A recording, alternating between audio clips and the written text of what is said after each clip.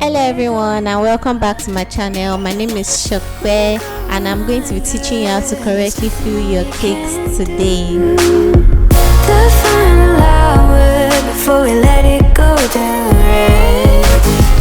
It's such a heartbeat pounding in your chest in this story. First, I made my mixed berry filling. I'm not going to be going into details of the recipe, but here is the procedure. You toss in all your fruits and all your other ingredients in the pot and cook on low heat for about 10 minutes. And here is the process of me mixing. And here I'm done cooking. I'm just going to toss this in my blender and blend it to achieve a very smooth texture. And here is my mixed berry filling. The next is the salted caramel filling. I'm going to do the same thing, just the procedure. I'm going to caramelize my sugar and water till it's golden brown, then add in my butter and mix it properly till the entire butter is melted in, and add in your vanilla flavor, mix it properly, take it off the heat and add in your whipped cream. And here is our salted caramel filling. This is super yummy. I just tossed this in the fridge till it was ready for use. That's how you know your caramel is good. Next is my cakes. I just baked vanilla cream cake and red velvet cake, and this is me filling it up. I'm just going to make a ring around it. I'm using Swiss meringue frosting. Make a ring and put in your caramel filling, whichever filling you want to use, anyone that works for you. This caramel filling is solid because it has been in the fridge for about 2 days before I'm using it. So yeah, if you want it to warm up a bit, you can just microwave it, but I like it this way so I don't have to deal with my cakes shaking.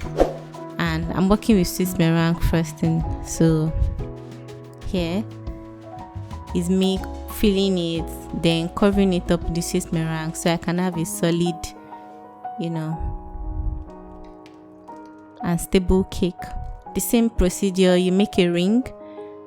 Always make a ring whenever you're filling your cakes. It's very important so that you don't have your filling slipping out of your cake and your cakes having to be shaking and all that. So you could work with any type of filling that works for you, but for this video I'm working with only salted caramel filling and mixed berry filling. And my cakes, my flavors are vanilla cake, red velvet cake and cheesecake. So I just put in my red velvet cake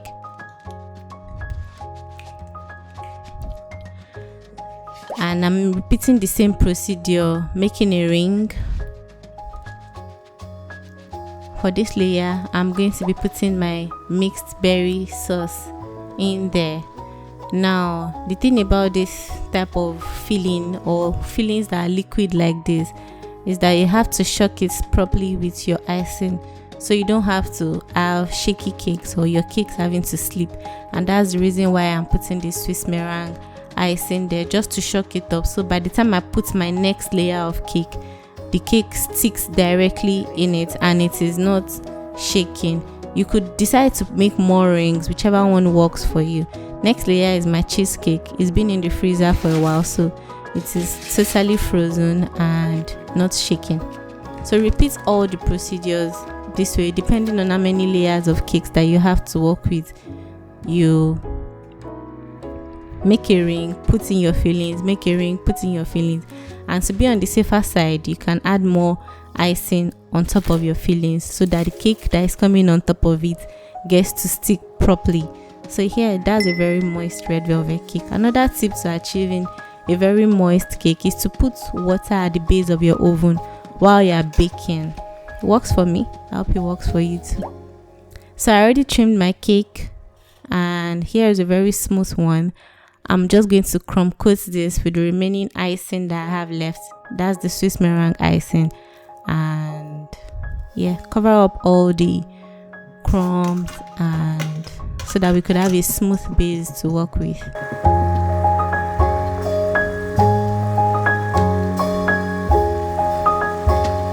So I'm done crumb coating my cake. I've made sure that I've covered everywhere. I'm going to cover the top now. And make sure that I have a very smooth edge.